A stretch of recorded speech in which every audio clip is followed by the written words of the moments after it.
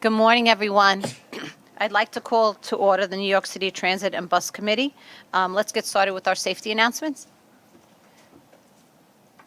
Your safety is of foremost importance to the MTA. Therefore, we ask that you listen to the following instructions. In the event of an emergency, notify emergency personnel in the room, and 911 should be called. If an alarm sounds, wait for a public address announcement and follow instructions. If told to go to another floor or to evacuate the building, leave all unessential items behind and use stairwell A just across the main hallway or stairwell D down the hallway past the elevators. Introduce An myself. automated external defibrillator, AED, for use by trained personnel is in the main hallway just past the elevators. Thank you and have a safe day. Thank you. So let's move on to our public speakers, please.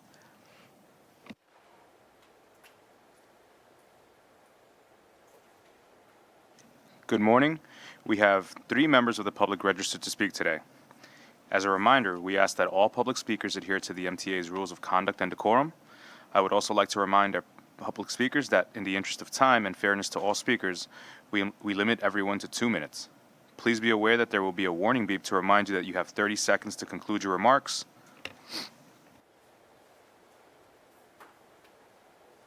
The first speaker will be Jason Anthony, followed by Brad Brashears.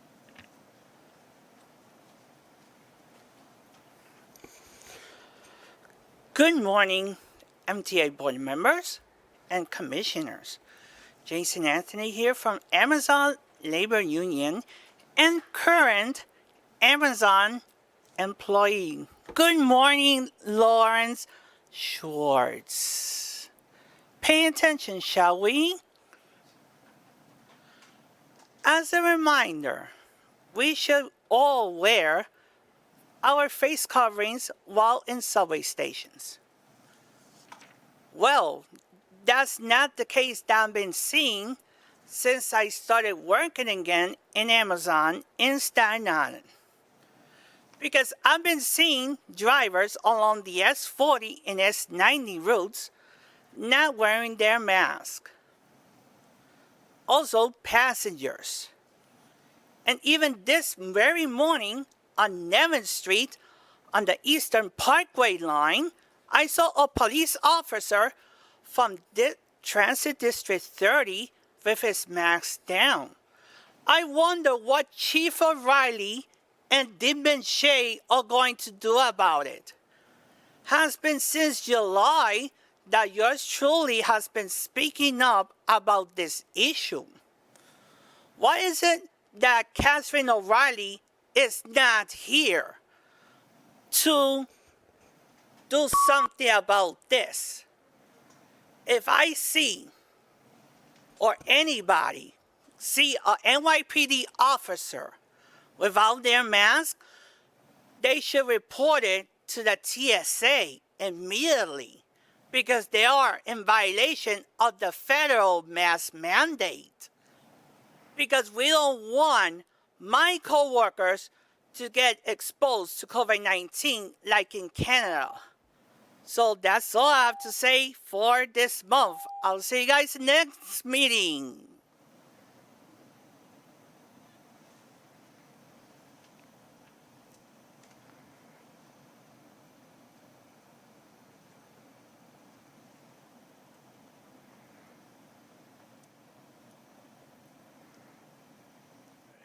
All right, good morning, board members.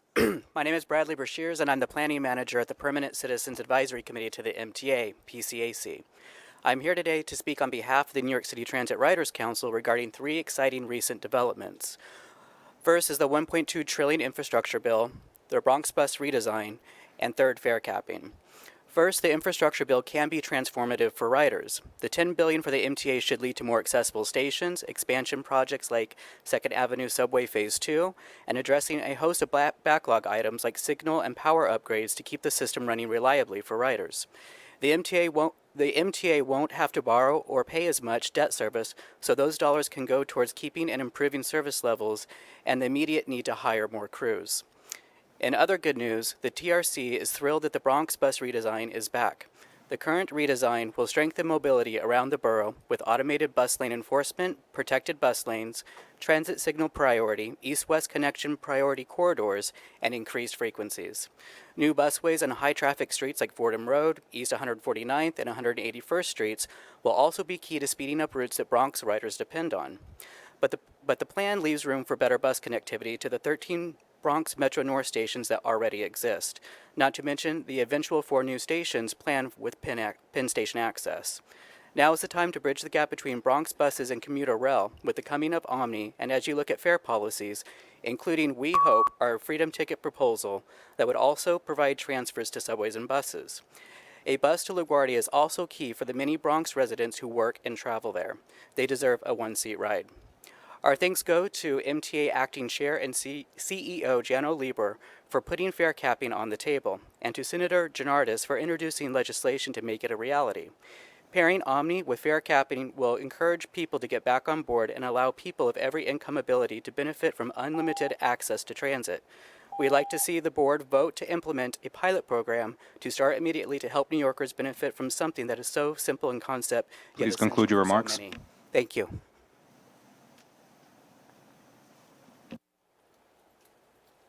The next speaker is Charleston D'Souza.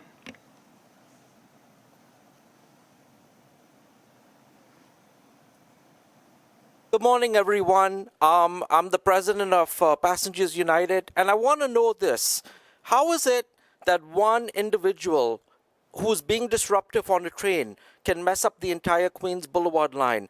This has happened 7 days, 7 days on numerous occasions. Last night at 179th Street, a guy came on the train with a motorbike and was smoking. 3 individuals. I spoke to the crew at 179th Street, and they're fed up. We have an MTA police deployment at Parsons Archer and 179th Street. What are they doing overnight? Sleeping in their vans. I've spotted them, 4 officers sleeping. Now, I respect our police. I love our police. But we need we need all hands on deck, everyone to be alert. The employees are fed up. And one of your employees was shot with a BB gun, according to Progressive Action, last week. Shot in the face, according to what I was told. How come the media didn't cover this? What are the details of this incident? Is there an investigation? This board needs to know. Our lives are in danger, okay? Last week and the last 3 weeks, there's been 4 people pushed on the subway tracks.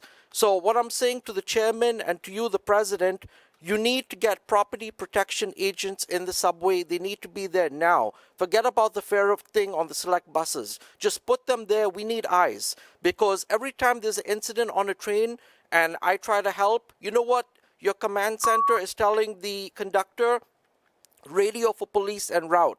There's no police to be found. The cops don't want to be bothered. And I blame the elected officials for this whole breakdown in security, because they were the ones who created all these stupid laws, and now we're paying the consequences of it. But you know what? Someone is going to die in the next few weeks, and this board's going to say, oh, we should have done this, we should have done that. No, the ball is in your court. Y'all need to take action as a board. Y'all need to do something now, because people are dying. Someone's going to get killed this year underground. We don't know when, but it's going to happen. So all this. Please conclude your remarks. Thank you.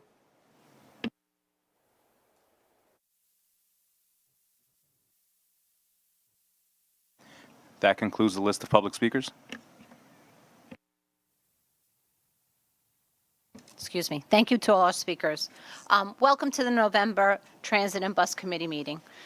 We're about to kick off the holiday season, and I wanted to remind everyone to look at all public transportation options to get in and around our city. The best way to get around the city is to take the bus or the subway, and the best way to get into New York City is to take Metro North or Long Island Railroad. And remember, if you're going out of town, our buses, subways, Long Island Railroad can get you to the airport. The Q70 bus that takes you to LaGuardia Airport is free from November 23rd through November 28th, so I encourage everyone who's traveling for the Thanksgiving weekend to take it. And it's also free for Christmas through New Year's. I highly recommend you save yourself some aggravation this holiday season and take public transit. As you know, Veterans Day was last week. I'd like to recognize the approximately 2,300 MTA employees who are veterans of of the armed forces. Almost half of those veterans are New York City Transit employees. I'm proud of them, and I know I speak on behalf of this committee when I thank them all and their families for their service. Before I hand it over to Greg, I'd like to thank the New York City Transit employees who have supported the ridership growth we have seen these past months. I'm proud of the progress I see when I use the system. I'm excited to see more riders, and I'm really pleased by the subway performance reports this month. I now need a motion to approve the October 2021 meeting minutes. Andrew? Absolutely. Okay. Thank you. Second, Larry? Okay, all those in favor? Aye. Abstentions? Okay, motion carried. Okay. I'm now going to turn it over to Craig, and Craig asks you if there's any changes to the 2021 work plan. There are no changes to the work plan. Okay. All right, Craig, you want to start off with committee report? Thank you, Hader. Board members, I first would like to start off by addressing a few matters that came up at our October committee meeting. Victor, you inquired about our planning with DOT regarding accessibility. As part of the bus plan that was announced in August, New York City DOT committed to making 25 bus stops accessible and establishing a capital program to improve bus stops, and we continue to cooperate with them. You also asked Frank about the exact routing of the Jamaica Archer busway. There are a total of 26 routes operating on Jamaica and Archer Avenues. The Jamaica Avenue busway runs between Sutphin and 168th Street and operates in both directions. And the Archer Avenue busway runs between 153rd and 160th Street, just eastbound. David, you had asked about Omni, how it works with Fair Fares program, and about overall usage. New York City Transit provides Fair Fares Metro cards in bulk to New York City Department of Social Services, and DSS is responsible to qualify and distribute those cards to participants. As of last week, the Fair Fares website shows they have a total of over 248,000 participants, but only about 99,000 customers actually used their cards in October. DSS is expected to begin transitioning to their clients over to Omni next fall in 2022. Thanks for these questions, and I appreciate the engaging and open exchange of ideas that we have at this committee. Now on to my report. I'm proud to report some great progress on recent initiatives at New York City Transit. At September's meeting, I described to you my core priorities and plans, and in the first 3 months, we have made significant strides in growing ridership and improving customer service. Progress has been made on other fronts as well, including performance, operations, and hiring. First and foremost, as you know, we have been focused on growing our ridership numbers, and we are doing just that, in part by providing first-class, safe, reliable service to our customers. Our last weekday ridership for bus, subways, and paratransit is at approximately 4.8 million weekday riders, or 60% of our 8 million average pre-pandemic trips. With these increased ridership numbers, we are seeing strong results in our customer-focused metrics, and Demetrius will talk about that. These improvements are across the board on both the A and B divisions. I want to highlight a few of them right now.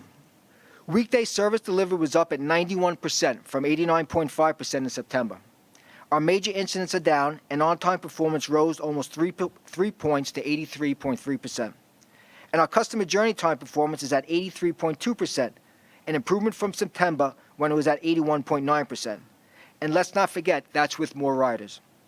And while bus and paratransit performance has plateaued, due largely to the ongoing challenges of growing traffic and operator vacancies, I am happy to report that service delivery and weight assessment on the bus system improved, all while handling the increases in ridership.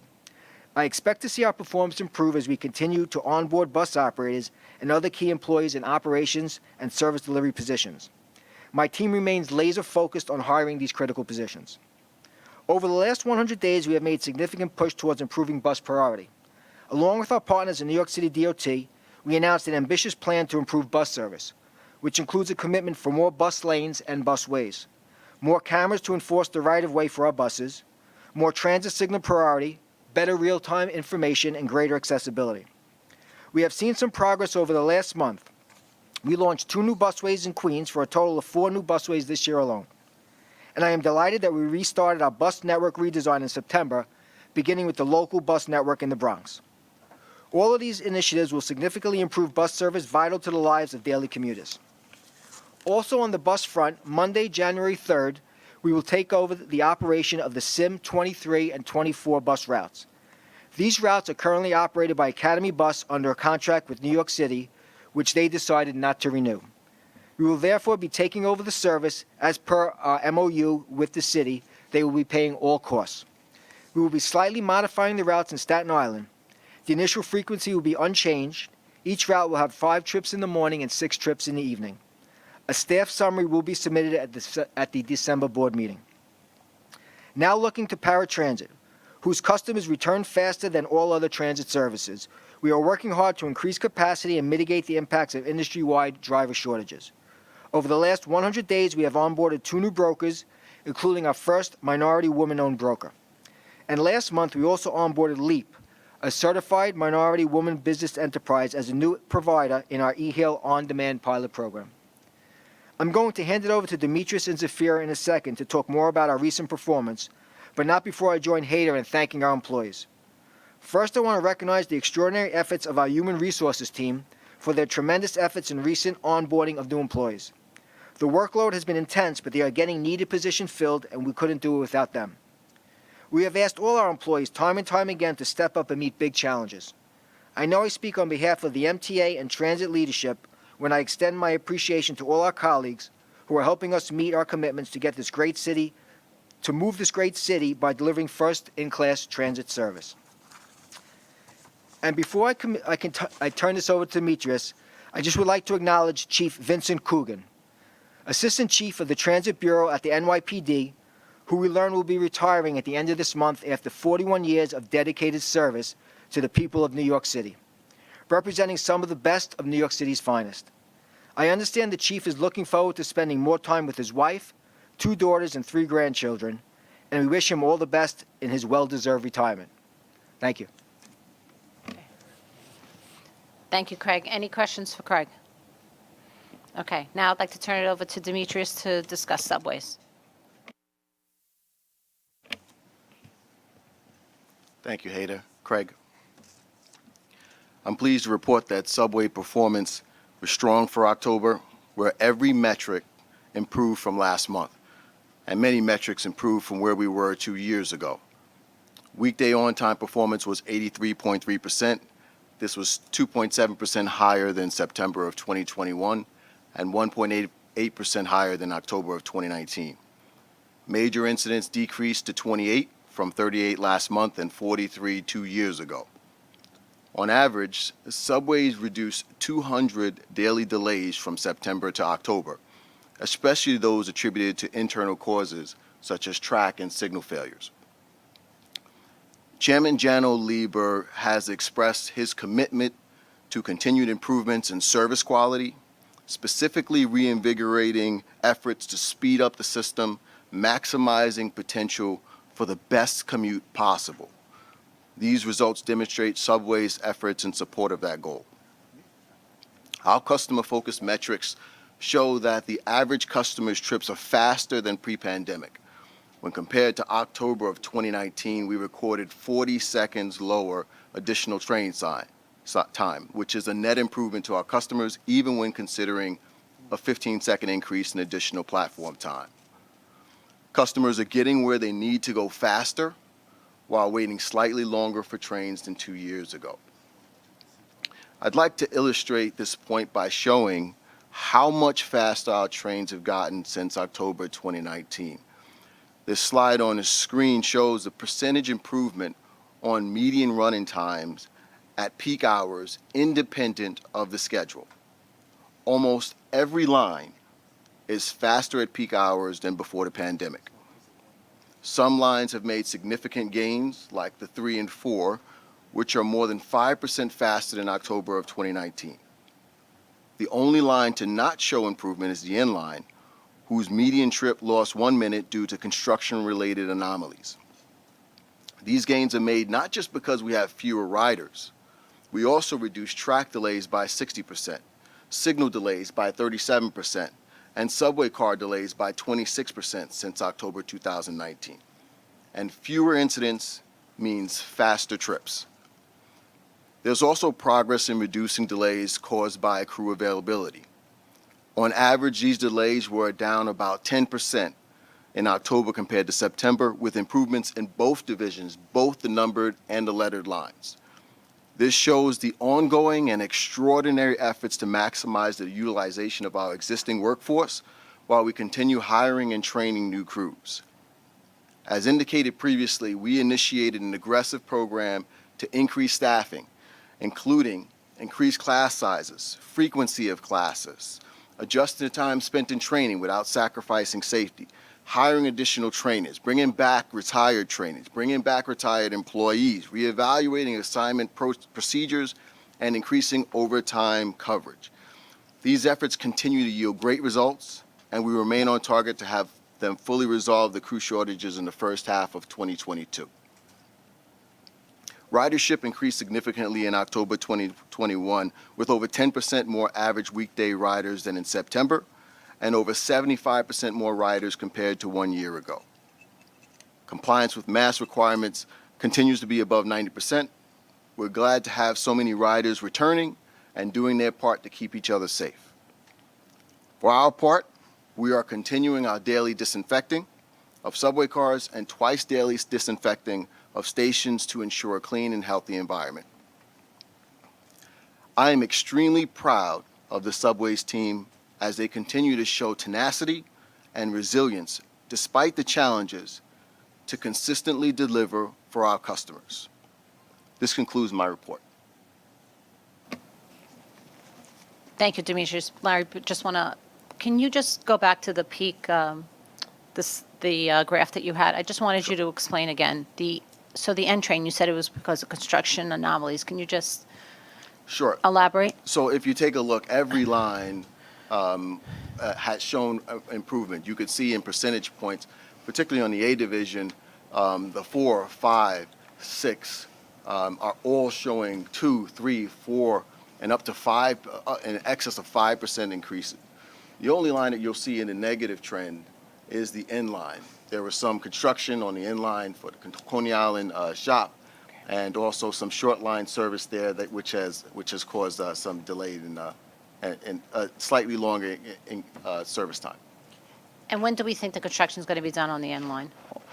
Do we have any sense, or? I can certainly get back to you. Okay, great, thank you. Okay, Larry has a question, and then Bob, and then Andrew.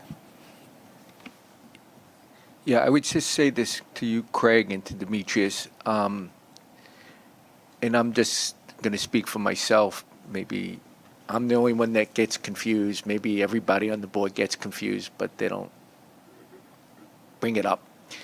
I think it'd be beneficial for the riding public as well as the board for us to kind of maybe recalibrate what on-time performance really is, or how you define it and what it should be, whether in terms of journey time.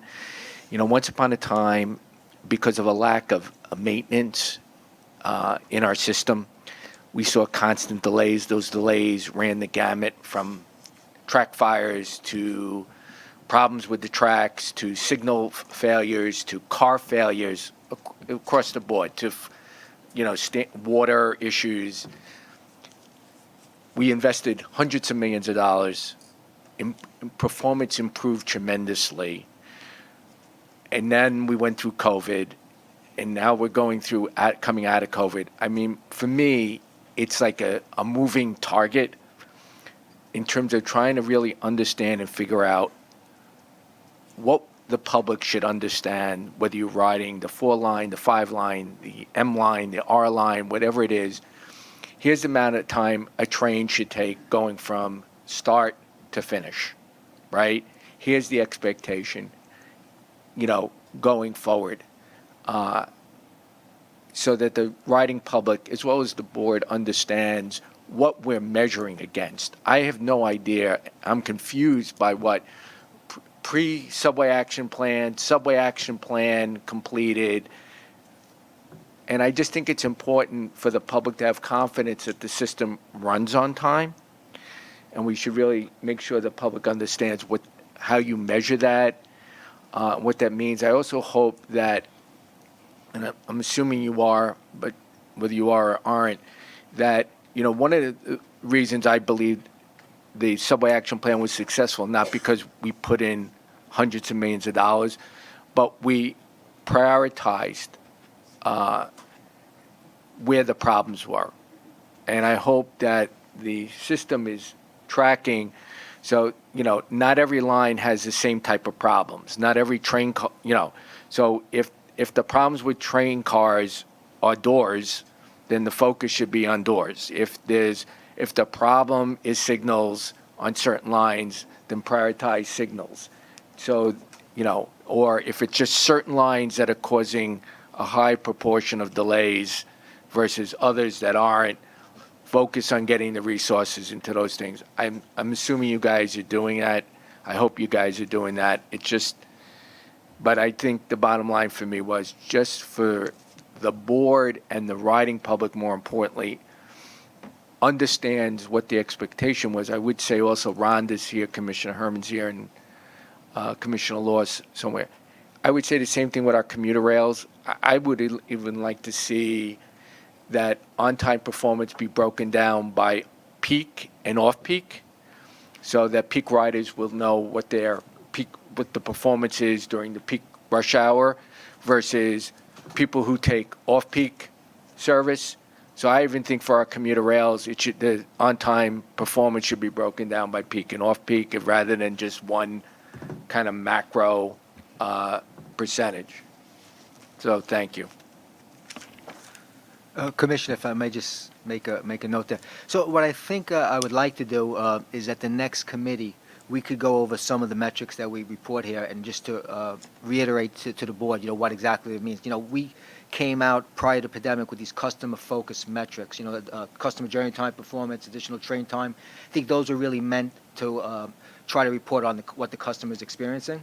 And, maybe it would be helpful for this board if we went back over to define these and to see where we are as far as performance goes. But realistically, when you start from point A to point B, you know what the optimum journey time is going to be if things are running 100% perfectly.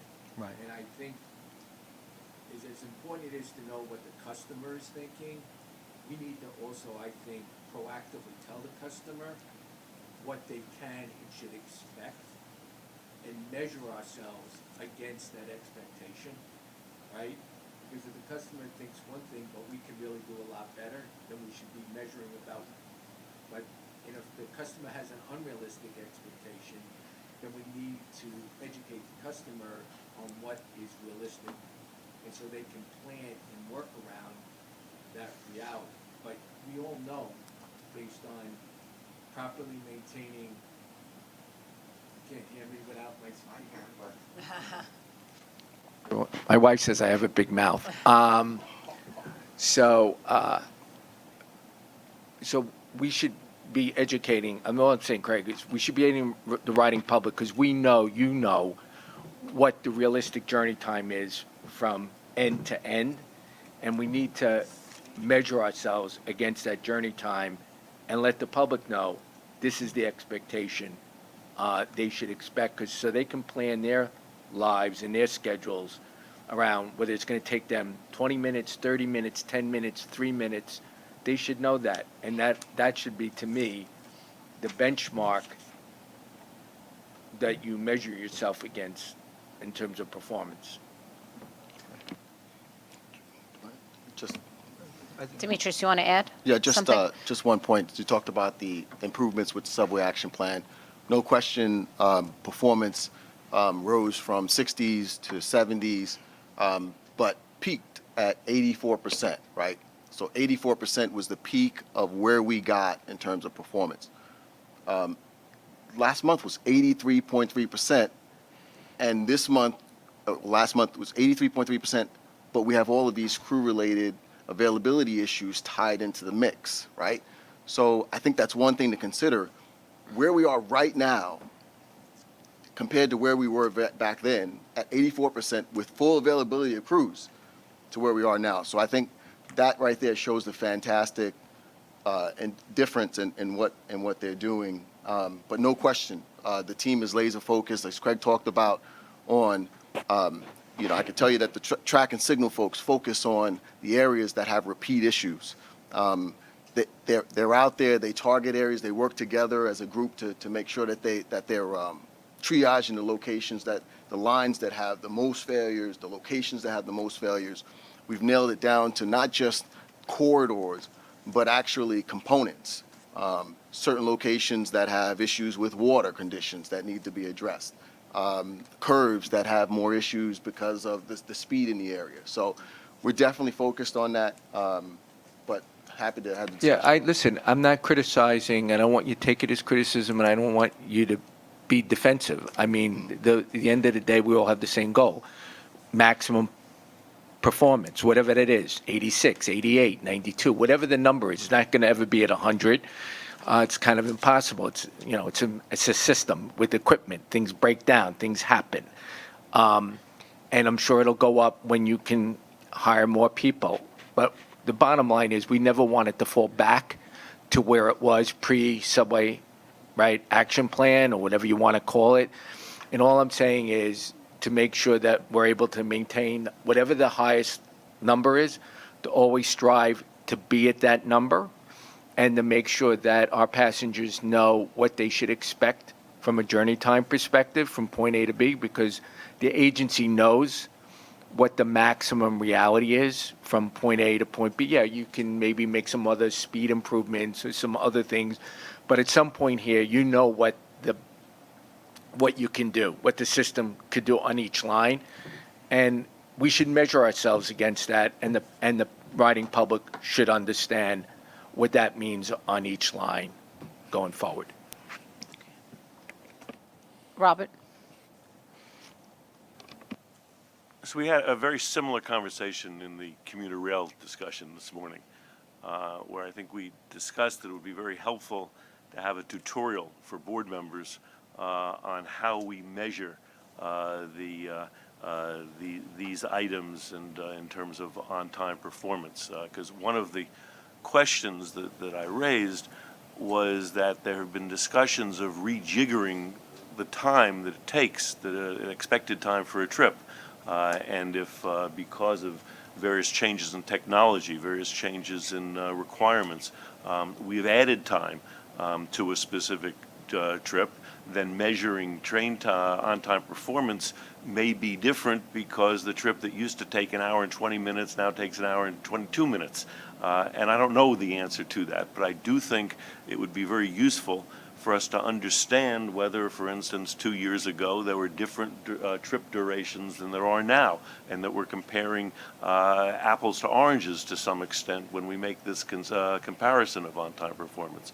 But I do think it would be very useful to sit down, whether it's an hour, and maybe both the commuter rails and the transit should come together if they're using, I hope they're using similar types of performance analyses to show us what's going on, and whether or not when we say that on-time performance is 84%, we're measuring exactly the same thing. 2 years ago it was supposed to be an hour and 20 minutes, and it's still supposed to be an hour and 20 minutes, or has that changed? But it would be very useful to hear that and understand it.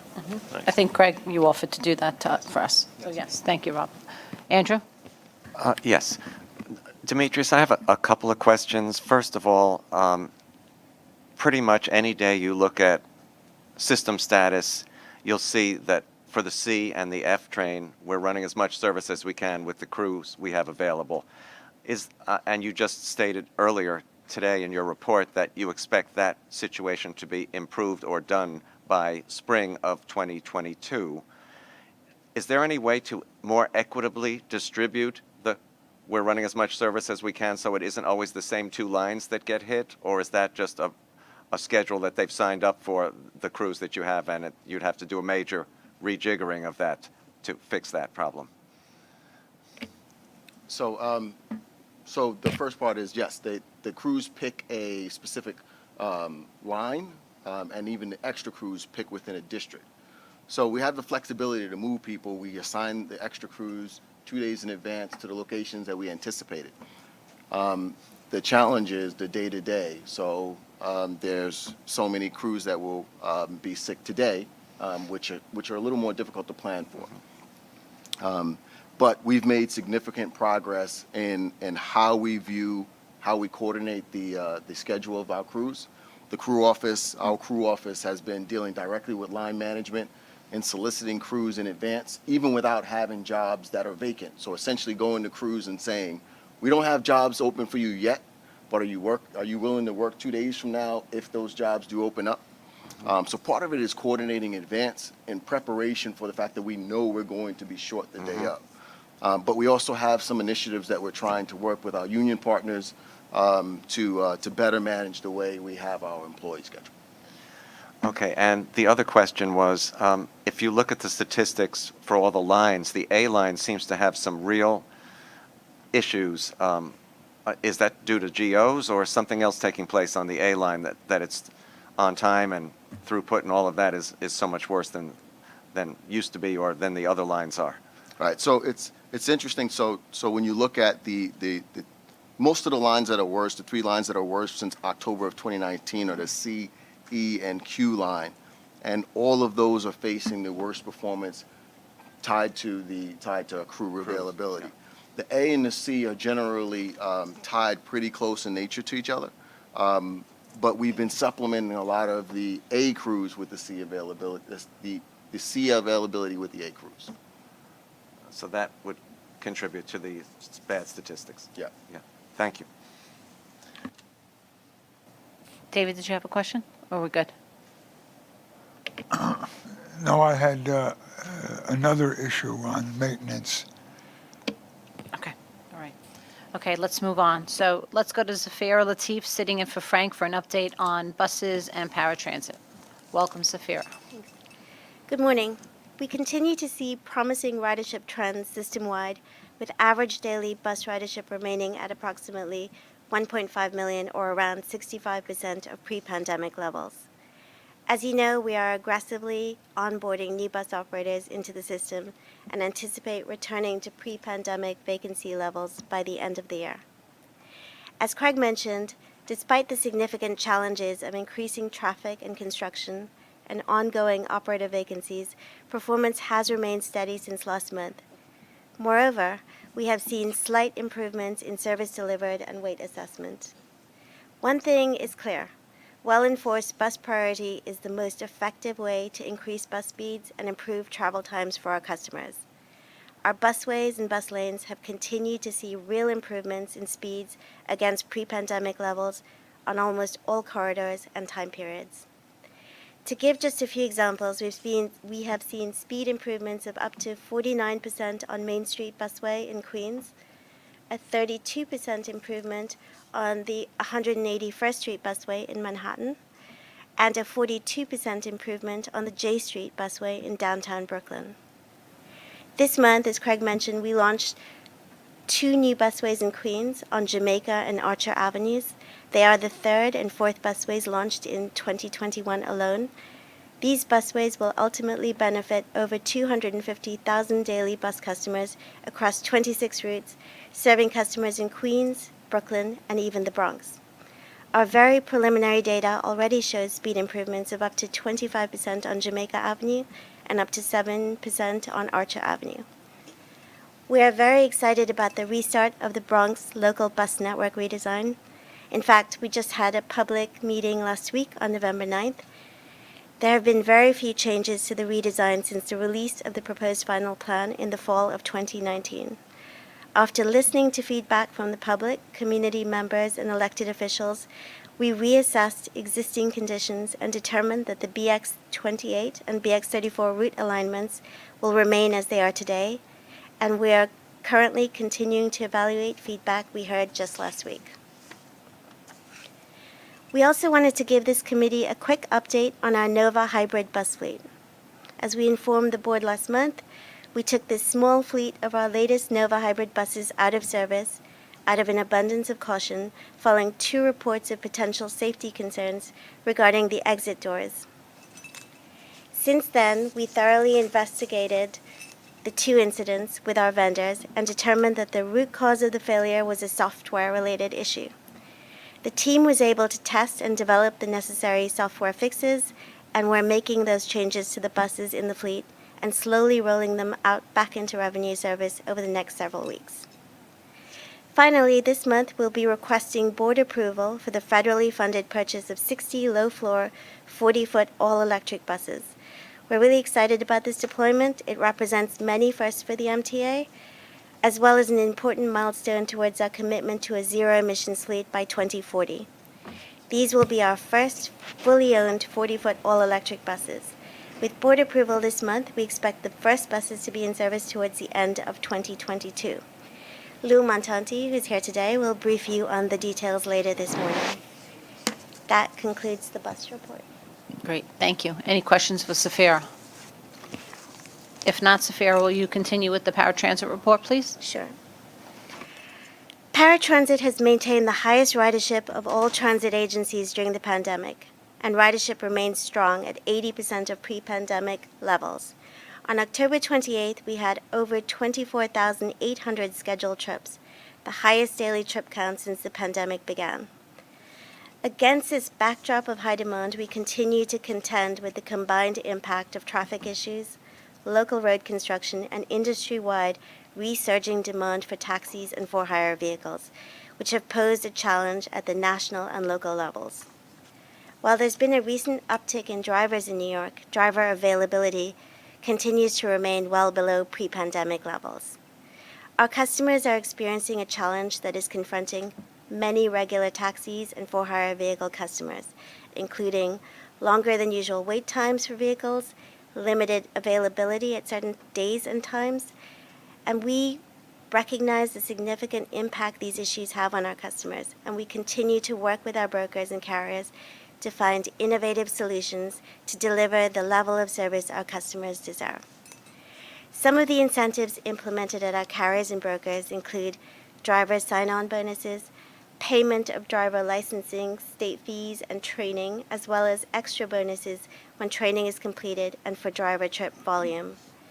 Extensive hiring campaigns have been launched, including TV commercials and reaching out to former drivers.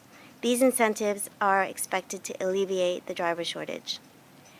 These initiatives have, in fact, shown some service improvements for our dedicated carriers, with currently 94% of trips picked up on time in the 30-minute window and a trending down in no-show rates per 1,000 trips. And our driver vacancies for our dedicated carrier service providers continues to improve from a high of 22% in August to around 16% today. We are working aggressively to increase vehicle capacity, especially with the broker fleet. As Craig mentioned, we are excited to onboard 2 new broker companies, adding thousands of additional vehicles for our customers at a time when they need the capacity the most. Arrow came on board in September, and Century began operating trips just this October. While we continue to see some growing pains, we're working closely and deliberatively with these new brokers and are confident that they will help improve our service. As Lou Montanti again will detail later this morning, we are seeking board approval this month to exercise the option years for our Staten Island broker contract with Islander Transportation, which recently became certified as a woman-owned business enterprise earlier this year. Islander has been serving our Staten Island customers since November 2019, providing excellent door-to-door service and wheelchair-accessible trips. Their current on-time performance is 96% in the 30-minute window, and their no-shows are 0.2 or less per 1,000 scheduled trips. Finally, as we head into the holidays, I want to take this opportunity on behalf of buses and paratransit leadership to thank the 18,000-plus women and men on our team for their dedication and sacrifice throughout this pandemic and the amazing work they continue to do every single day. That concludes the paratransit report. Thank you. Any questions? Victor, I see your hand up. Morning, Victor. How are you? Good morning. Thank you, Hada. I wasn't feeling too well today, so I didn't think it would be wise for me to come in. Taking some social responsibility here. Good. Thank you. Thank you, Zafira. I appreciate it. And Craig, I have lots of questions. Number one, I think I'm going to start off with how upset I am in regards to on-time performance for Accessoride. And I understand the reason for some of it, right? There's some driver shortages. I even heard in Chicago there's driver shortages. But I don't think we're doing enough, and we could be doing more, of getting the word out for dedicated service drivers. I know we're offering them close to $2,000 in signing bonuses, but the only place I see that advertised is on Accessoride's Twitter feed, which is small. I don't see it a full blast. Sarah Meyer, I would certainly like some help with this to see more of a blast, to look for dedicated drivers for the dedicated service. I'd like to see it on buses. I'd like to see it in trains. I'd like to see a big media campaign around getting drivers out for the dedicated service. I think that will help to some degree. It is good news that we are increasing it, but let's top that out. Let's top that out and let's get as much promotion out there to get more drivers for the dedicated service. In regards to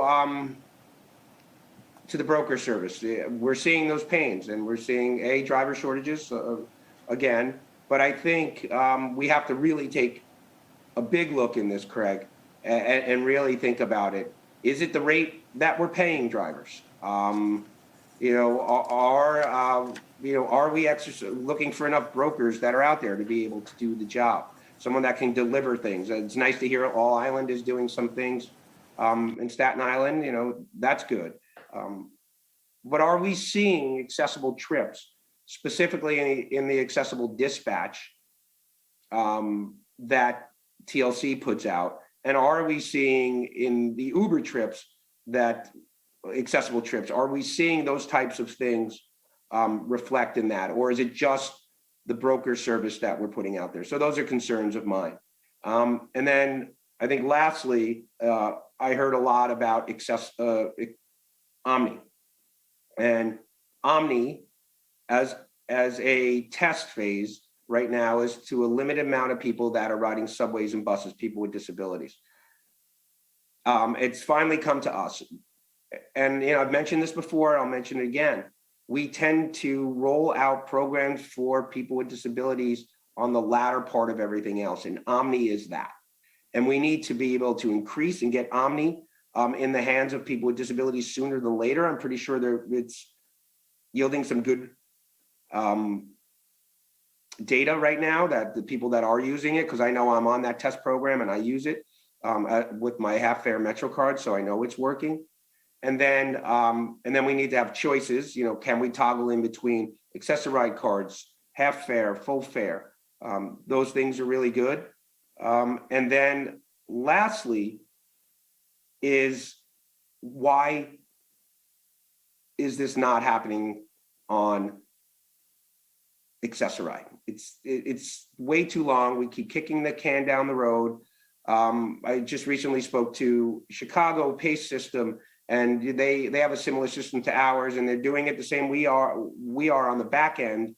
But theirs is out. Why isn't ours? We need to really expedite this and expedite it quickly. Thank you. Craig, do you want to? Sure. Thank you, Commissioner. There was a lot in there. First off, let me just start off with our on-time performance on paratransit. We recognize that the performance that we're currently providing needs to improve, no doubt. You had mentioned a number of different things about what we can do in regards to dedicated. On the dedicated side first, we'll take that back. Sarah and I and Zafira and the team will continue to see how we can market it better.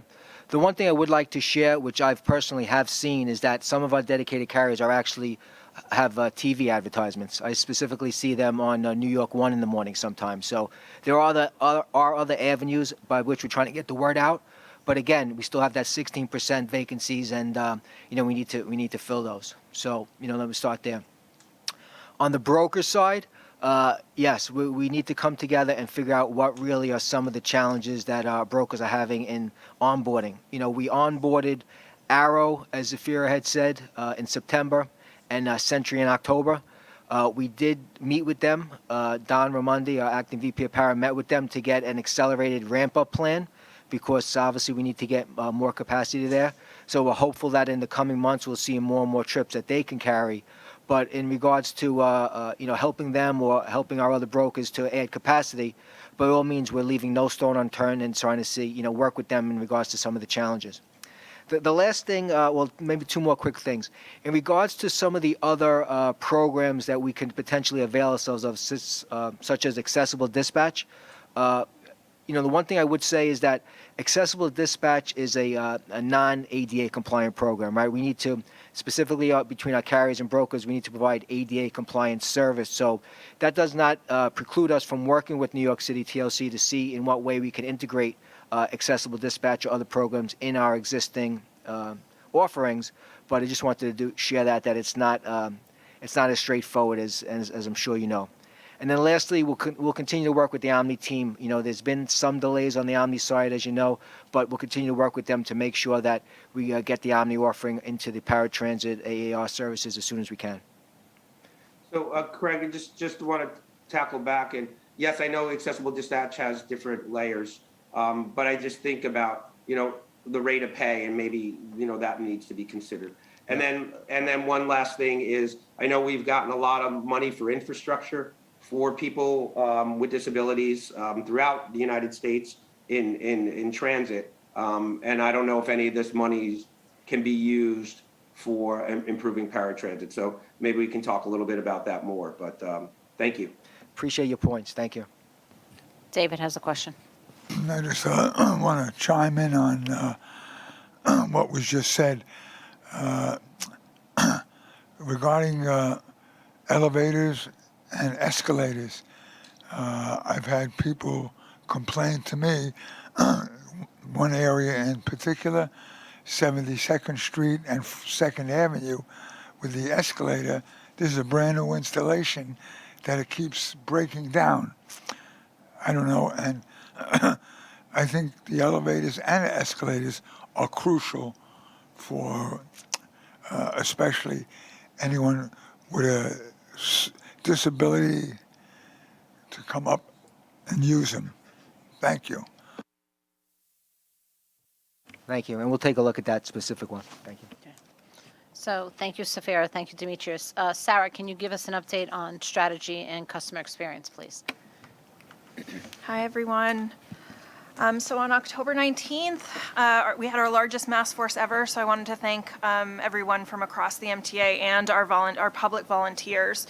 We handed out over 46,000 pink masks, all in support of Breast Cancer Awareness Month, so thank you, thank you. On October 27th, we also celebrated Subway Day, the 117th birthday of the subway, and formally launched the MetroCard bulk sales program. We've now processed over $300,000 in bulk sales, so I want to thank companies from across the city for buying bulk MetroCards to give it out to their employees, so really happy about that. Also, with growing ridership, our contact center team has been very busy assisting customers, working hard last month to reduce our heavy call wait times by 39% versus September. We increased the calls answered rate by 12.7 percentage points. We'll continue to focus efforts to improve call center performance in the coming months. So the next part I wanted to talk briefly about, the board books were significantly larger this month. I apologize for that, but we did have the customers count survey results in them for Access-a-Ride, subways, buses, local and express. So I wanted to just briefly go over the top line findings from there. We were really thrilled with an overwhelming response of 122,000 people who filled out this survey. 60% of those respondents were New York City Transit related. So thank you to our customers who spent on average 15 to 20 minutes filling this survey out. It's really incredible and a testament to all the work that we're all doing every day. This service is vital and important to all of us. It was administered in 9 languages, and also for Access-a-Ride, we offered it over the phone as well as in addition to online. So as we're all seeing, employers are gradually sending customers back to work, and they're taking the subway and buses more often. Many of our subway and bus customers reported their workplace are already reopened. Many did not even close. Although the employees are not traveling as often as they did pre-COVID. The steady and gradual return to the workplace will increase ridership on all of our transit modes. The current survey revealed that before COVID, about 1 in 10 subway customers teleworked all or sometime.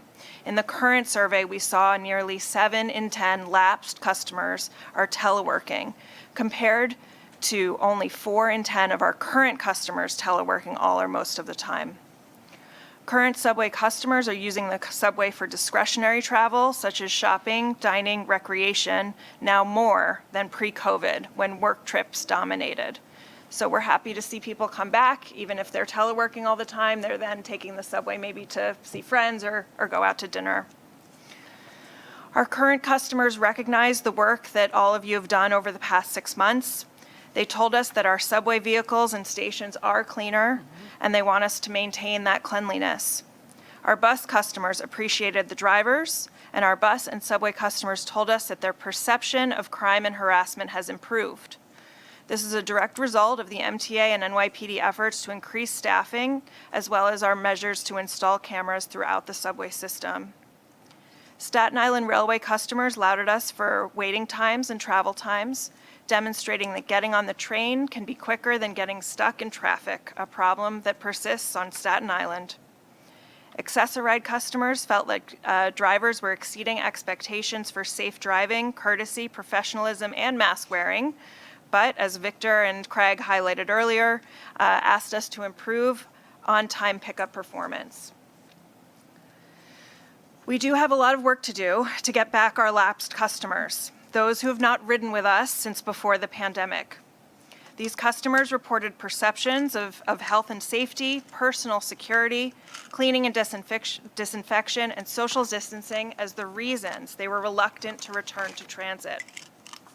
So we continue to focus on these important priorities through various welcome back initiatives to improve the experience for current and lapsed customers. Our findings also were measured according to the recent Partnership for New York City survey. 80% of employers expect a permanent change in their remote work policies. 47% expect that a portion of their New York City-based workforce will be remote for more than 3 days a week after the pandemic. With this information and with our own most recent data, we expect to see a gradual increase in ridership over time, as opposed to a dramatic return over a short period. The rest of the books and their large amounts of data are in the books, so thank you for your time. Good. Thank you, Sarah. Any other questions or comments for Sarah? Great. We move on. Q, can you give us an update on accessibility, please? Absolutely. Thank you. As part of my vision for a more universal definition of accessibility, we are excited to share that as of November 1st, AutoGates at approximately 200 subway stations are now available to all customers who need them. Previously, only a small number of customers who applied for a specially encoded reduced fare AutoGate Metro card could dip their card at an AutoGate reader to automatically open the gate for entry or exit. Other customers, including those with temporary disabilities, customers with strollers, luggage, or bikes, required assistance from an agent or from another staff member or customer to open that gate, sometimes without paying a fare, and enter our stations. As we activated the AutoGate Omni validators at the start of this month, we also made AutoGate use available for all customers who require additional access to enter our system. This change provides a consistent customer experience that improves accessibility and independence for thousands of paying customers for whom the turnstile was never a good option. We are rolling this change out as a proof of concept so that we can gather data and use customer response and ensure all hardware and software works as intended before making the change permanent. We are encouraged by the early number of usage we are seeing and will report back next month on the data and feedback collected during this proof of concept phase. We have already heard from many of you, and we fully understand and agree that the goal here is to install wide aisle fare gates at all our stations to deliver enhanced access into our network for all those who need it. As mentioned last month, we currently have a budget of $25 million in this current capital plan to start to install wide aisle gates at about 200 of our stations. Our team is working closely with our current fare payment systems partners to ensure a successful test and installation of new wide aisle gates in 2022. We are launching this change while we continue the Omni Reduced Fare soft launch, which Victor mentioned earlier. Omni soft launch participants who are used to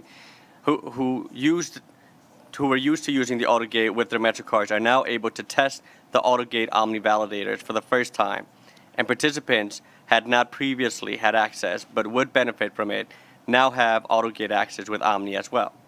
After the first month of Omni Reduced Fare soft launch, we're happy to share that the majority of participants had a seamless experience transitioning to Omni and using it on subways and buses. We are getting extensive feedback from the approximate 100 participants that will prove invaluable as we prepare to start the rollout of Omni for full reduced fare customer base in the coming months. Thank you, Q. Any questions? Victor, yes. Thank you, Hada. This is my topic. It's in my wheelhouse. No pun intended. Yeah. So, Quamel, fare gates, rolling them out, really important. I like what you've done, giving everybody an opportunity to get their bikes, their strollers, luggage, and more importantly, visitors with disabilities, because they've often had a hard time getting through those gates. So we'll certainly promote this with the NYC and company as well as an accessible tourism feature. So thank you in doing that. But we need to get wider fare gates. I'm wondering if any new monies coming in again through this infrastructure bill will help with that. And secondly is when we start getting accessible fare gates as a test pilot, we need to ensure that we get the disabled community involved, specifically ACTA, really get them involved to try the gates, to see what that's like, and really push that forward, as well as the broader disabled community via advertisement. So, I want to push fare gates, accessible fare gates as quickly as we can. And I know I sent an email around. I was just in Philadelphia last weekend, and they have them there. So, thank you. Any other questions for Q? Thank you, Q. Before we hear from Bobby Deal, Jano is here to brief us. Just a quick item to share with the board, which is that in your board materials are reflected the fact that some significant moves on the part of the agency's proposals. Obviously, the board has to take action with respect to the budget plan, but that plan includes two major changes that from the past. One is putting off a fare hike. So they're on the proposal that the board is going to be considering in the Finance Committee, and on Wednesday, there will be no fare hike in the near term. The board took that action deferring the fare hike, but now the MTA is asking for approval to put that off for another 6 months at least.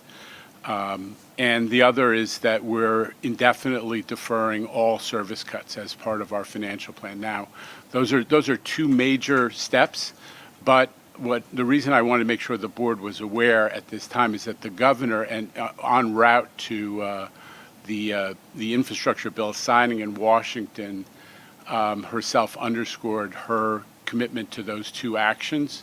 Obviously, we're responsible for making sure there's a balanced budget, and we're going to have to work with our partners in Albany, including the legislature, to address the MTA's emerging needs brought on by the COVID crisis. But those are two very important points that the governor's now come on record that she supports the MTA proposal on. So I wanted to share that with the board. Sorry to interrupt, Hada. That's okay. Great news, Jano, and thank you, Governor Hochul. Yes, no, we'll get interrupted on good news anytime, Jano. Thank you. So we're going to move on. Bobby? Just to give some safety highlights, good afternoon. When comparing the most recent 12-month period to the previous one, subway customer accident rates increased. However, monthly, we have seen a decrease for each of the last 6 months compared to the same months a year ago. Bus collisions and customer accidents increased, while bus collision injuries increased slightly when comparing the most recent 12-month period to the previous one. Employee lost time accidents have shown a decrease from last year. And although we've identified an increase in subway fires when comparing the last two 12-month periods to the previous ones, the measures that we've implemented with the Department of Subways to address them appear to be effective, as we are now seeing a decrease in fires in the last 2 out of 4 months. I'm going to stop here and ask Chief Coogan to please give us the crime report and take any questions afterwards. Thank you. Welcome, Chief, and congratulations on your retirement. Thank you, thank you. Good morning, everyone. I am pleased to provide the following update on transit crime through the month of October. As the committee book outlines, 7 additional incidents were reported during the month of October compared to the same time last year. This increase was driven almost exclusively by larcenies, though thanks to our strategic deployments, we're down when compared to last month. Year-to-date crime remains down in the subway system with 181 fewer incidents. Felony assaults are the only category of crime experiencing a year-to-date uptick, though we saw a year-to-date decline this month with 34 felony assaults versus 38. Subway patrols have continued to result in the successful arrest of several people who have committed crimes recently. 2 men were arrested and charged with felony assault in 2 separate incidents. On October 26 and on October 12, officers on transit patrol arrested a man for committing a lewd act.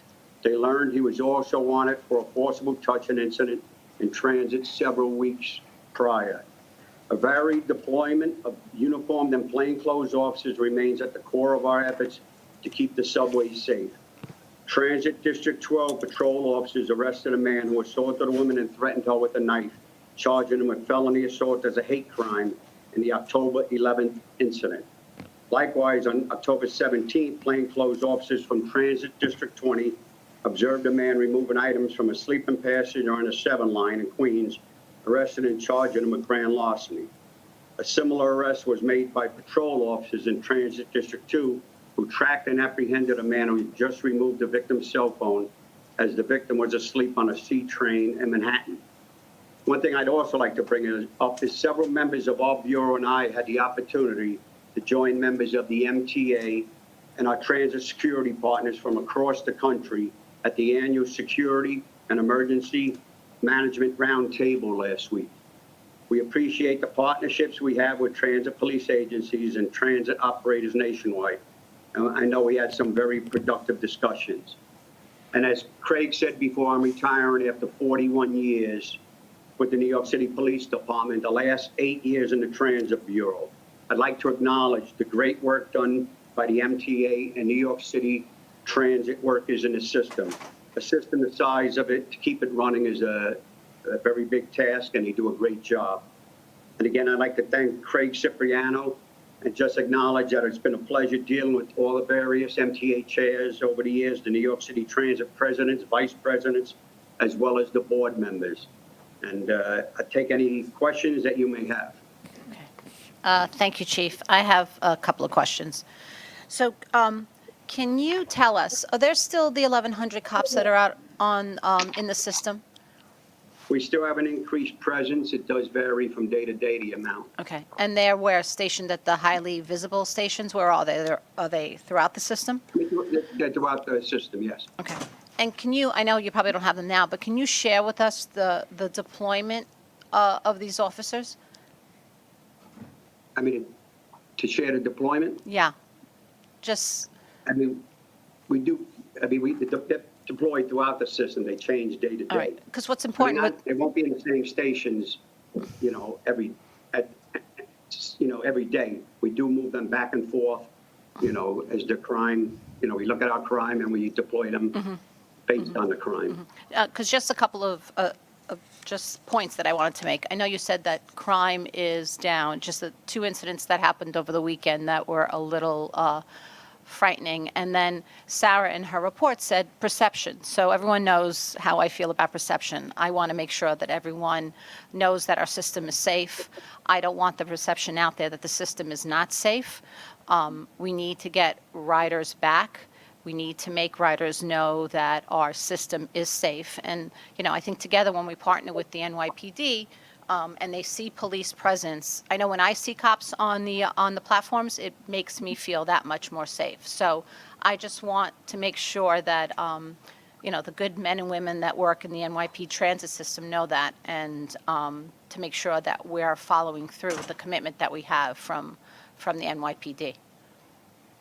And I agree with you 100% on the perception. Obviously, perception is reality. Right. And my mother was a cleaning woman. She worked in the Rockefeller Center building, back in a long time ago. she took the train home at 11:30 at night up to Harlem. And again, when she saw a transit police officer out there, I know she felt safe, so, just based on me living in the city and growing up, when you see a transit police officer walk into a train car, it makes you feel a lot better. Okay. So thank you. David? Chief? Hi. We know that the presence of a uniform is always a deterrent. Let's hope with the new administration we put on some new officers and we have a great recruitment drive. And thank you for your diligence and help. Thank you. Thank you. Bob? So, Chief, first, all the very best on your retirement. I think there's been a noticeable change in the last several months in terms of collaborative efforts with the city, and I think that's terrific that's going on. And more police officers, the present is excellent, and especially if they're wearing masks during the work they perform. I would like to ask the same thing I asked at the commuter rail discussions earlier, that I think as part of the safety report we should provide a monthly presentation of the number of vaccinations of the staff. I think it would be probably useful also if it's broken down weekly in terms of showing that we are making improvement week by week in terms of the vaccination rate. And it might also be useful to break down in terms of separation by agency, bus, transit, and perhaps by title if there are some specific titles that are doing much better than others. But I think without getting into the conversation of mandates versus non-mandates, how to get there, the most important issue is that we get to high percentage of the workforce vaccinated. And I think that tracking those numbers would be very useful and might lead to some good conversations in terms of how we move forward going forward. So I would request that starting next month, that we have that data available. Thanks. Any other questions to the chief? We're good? Okay. No, I was just saying noted. We'll include that. Great. Okay. Okay. Thank you, Chief. I think you're going to join us on Wednesday, too, so look forward to congratulating you again on Wednesday. So now we have 2 transit procurements this month, and I think Lou is here to present them. Yes, thank you. I'm going to talk a bit about the procurements that Zafira mentioned. There are 2 procurements that are competitive in our package this month, estimated at an amount of $68 million. The first is an award of a federally funded procurement resulting from a request for proposals for 60 low-floor, 40-foot all-electric buses to New Flyer of America. The total price is $64.5 million, and as Zafira indicated, this procurement is very significant because it emphasizes Transit's commitment to a zero-emission bus fleet by 2040. This will facilitate the transition and provide us with additional operational experience as we continue planned deployments of electric buses that are part of the capital plan. The contract includes spare parts, special tools and equipment, diagnostic testing, technical documentation, and training. The unit price per bus is $1,049,000. 4 all-electric bus manufacturers, New Flyer of America, Nova Bus, BYD, and Proterra, attended the pre-proposal conference. Initial proposals were received from New Flyer and BYD. Oral presentations and negotiations centered on pricing, delivery, alternate proposals, exceptions, deviations, and clarifications to the technical specifications and the terms and conditions. The selection committee unanimously recommended award of the 60 buses to New Flyer as it affords the best value. As Zafira indicated, 5 buses will be provided to us in approximately September 2022, and the delivery of the remaining buses that'll complete by September 2023. The second item is the exercise of option years for our contract with Belinda, doing business as Islander Transportation, a recently New York State certified WBE, for the continued provision of broker car service for paratransit accessoride customers in Staten Island. The base term of the contract is 3 years, March 2019 to February 2022, with an option to extend for an additional 2 years, and it's that option that we're requesting the board's approval for this month. Only $3.5 million in additional funding is being requested, as there is sufficient money, another $3.7 million in the contract, to cover us for that option term. The contract resulted from a competitively solicited request for proposals in 2019 that included a class of award for a broker contract in Staten Island specifically. Islander, as Severe indicated, has performed very well, and they're either meeting or exceeding key performance metrics. And I request your approval of both items in this agenda. Thank you. Great, thank you. Do I hear a motion to approve the procurements? Bob, second. David? Thank you. Okay, all in favor? Oh, I'm sorry. Sorry, Andrew.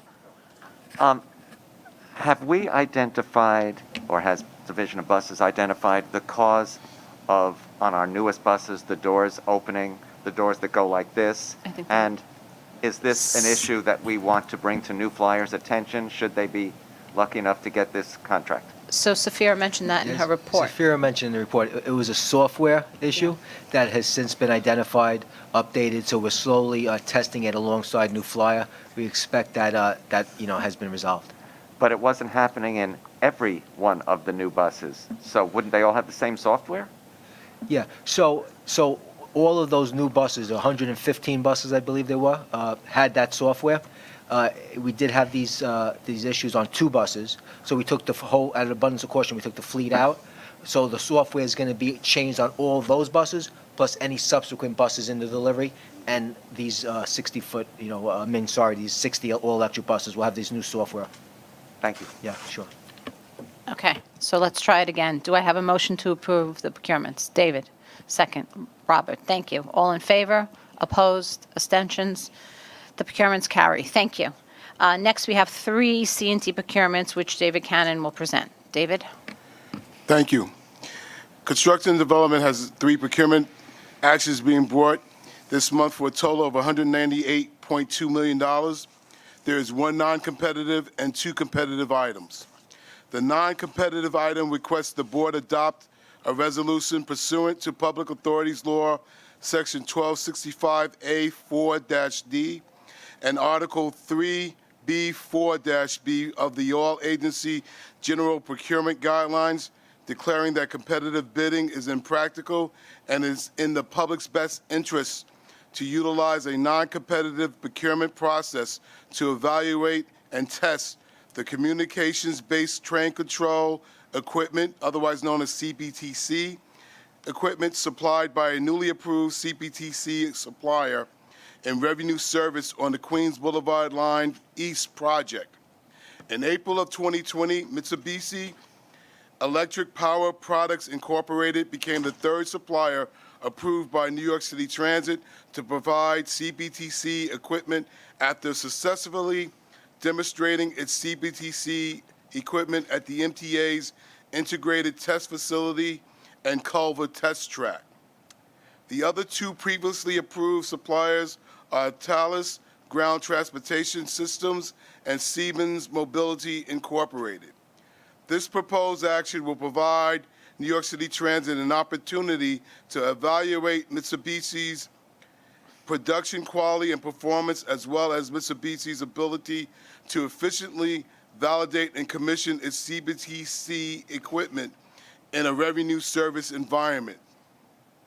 The Queens Boulevard Line East project is the first CBTC project to be procured after Mitsubishi's qualification as a CBTC supplier, and is an ideal environment for evaluating the CBTC equipment, as the entire project consists of 4 stations at the tail end of the F line with no intersecting or adjacent lines. In addition to providing MTA with an opportunity to test and evaluate this Mitsubishi's performance on the revenue service line, this contract also provides Mitsubishi with the engineering, project management, track training experience necessary to be able to compete with Siemens and Thales for future and larger New York City Transit CBTC projects.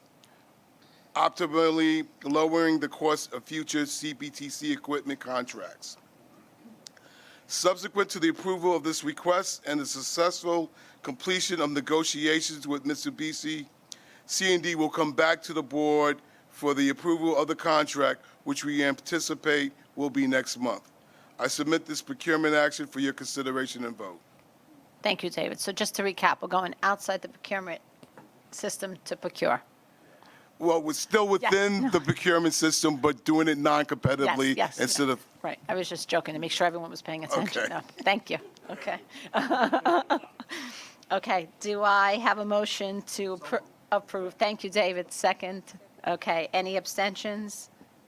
All those in favor? Aye. Okay. The procurements carry. Oh, we have two more. Oh, I'm sorry. I'm sorry, David. I thought we did everything together. I apologize. No, sorry. I'm in a rush. I'm always in a rush. I apologize. Go ahead. No problem. The first item in the competitive section requests approval to award a publicly advertised, competitively solicited, and negotiated design-build contract for accessibility upgrades at the 14th Street Station complex in the borough of Manhattan to Sonalta Forte JV, a joint venture consisting of Sonalta Construction Corporation and Forte Construction Company in the amount of $192,972,000. The contract includes the installation of 9 new elevators that will provide full accessibility as well as state of good repair to the following stations at the 14th Street complex. The 6th Avenue station at 14th Street, the L line, the 14th Street station on the 6th Avenue line, the F and M lines, and the 14th Street station on the 7th Avenue line, the 1, 2, and 3. In addition, state of good repair work will also be performed at the 8th Avenue and 14th Street station where the A, C, and E lines intersects with the Canarsie line. The third item for approval is the award of a related 15-year elevator maintenance contract with Mid-American Elevator Company, Incorporated, in the amount of $5,205,085.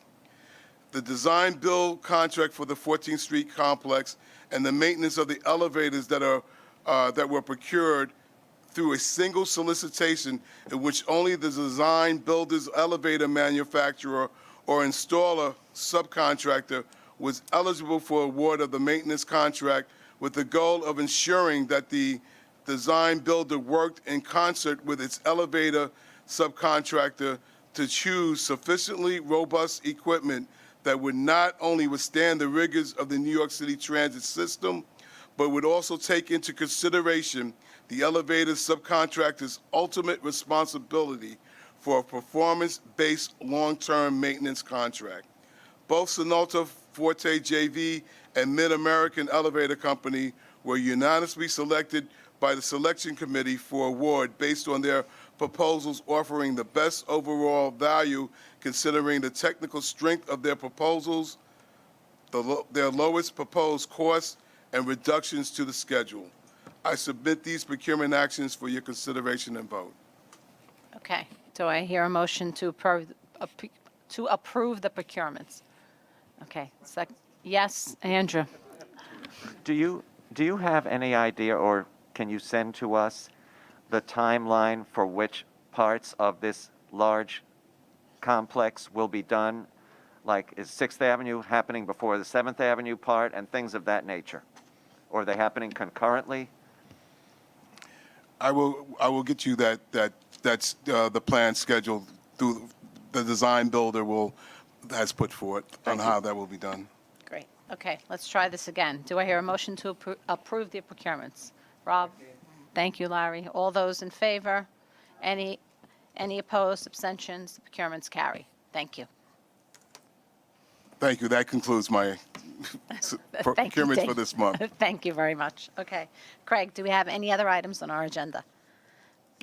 So first off, I just want to go back to Andrew's question. Andrew, I confused the answer. The new Flyer buses that we're procuring do not have the same software system as the Nova buses where we had the issue. So that's not an issue. So my answer still applies, except this is a new vendor, different software system, so no issue. Sure. Also, Hader, the other reports which are in the book and The other reports are in the book, and staff is here to answer any questions this committee might have.